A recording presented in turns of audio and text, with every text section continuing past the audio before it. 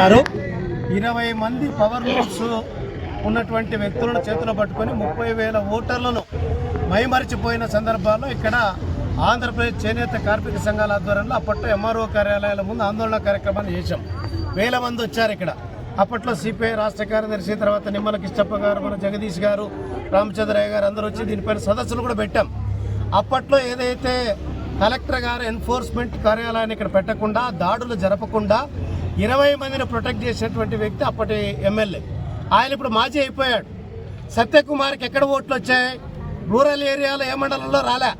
ఇక్కడ ఉన్నటువంటి 30,000 మంది చేనేత కార్మికులు ఎవరైతే హ్యాండ్లూమ్స్ ఉన్నారో వాళ్ళందరూ కూడా ఒక బ్యాక్వర్డ్ పర్సన్ వస్తా ఉన్నాడు, ఇతను మా యొక్క జీవితాలను బాగుపరుస్తాడు అనేటువంటి ఒక నమ్మకంతో ఆయనకు ఓట్లు వేశారు. కానీ ఆయన కూడా ఎవరి చేతిలో చేరాడు? ఇప్పుడు ఎక్కడ ఫోటోలకు ఎక్కాడు? ఆయన కూడా ఇప్పుడు ఈ 10 మందో 20 మంది ఉన్నటువంటి పవర్ లూమ్స్ ఇంకా పైన స్పీడ్గా ఉన్నటువంటి జెట్ లూమ్స్లోకి చేరాడు.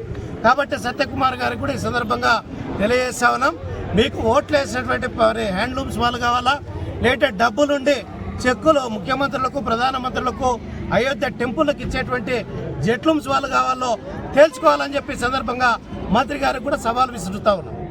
భవిష్యత్తులో దీనిపైన మరింత పోరాటాన్ని ఉధృతం చేస్తాం. పట్టణ బంధుకు కూడా తీసిపోతాం. కలెక్టరేట్ కార్యాలయం ముందు దిగ్బంధం చేస్తాం. ఎన్ఫోర్స్మెంట్ కార్యాలయాన్ని ఇక్కడ ఏర్పాటు చేసేంత వరకు కూడా. దీంట్లో ఇప్పటికే తప్పుడు రిపోర్ట్లు ఇస్తా ఉన్నారు. ఈ మధ్య ఎన్ఫోర్స్మెంట్ వాళ్ళు వచ్చి ఏమీ జరగడం లేదని చెప్తా ఉన్నారు. మరి వాళ్ళకేం చెక్కదో తెలియడంలా. కాబట్టి దీన్ని బట్టబయలు చేసేంత వరకు కూడా ఈ పోరాటాన్ని కొనసాగిస్తాం. చేనేత కార్మిక సంఘాలు చేసేటువంటి పోరాటానికి వామపక్ష పార్టీలు సిపిఐగా, సిపిఎంగా సంపూర్ణ మద్దతును తెలియజేస్తూ ఈ పోరాటాన్ని ముందుకు తీసుకుపోతాం.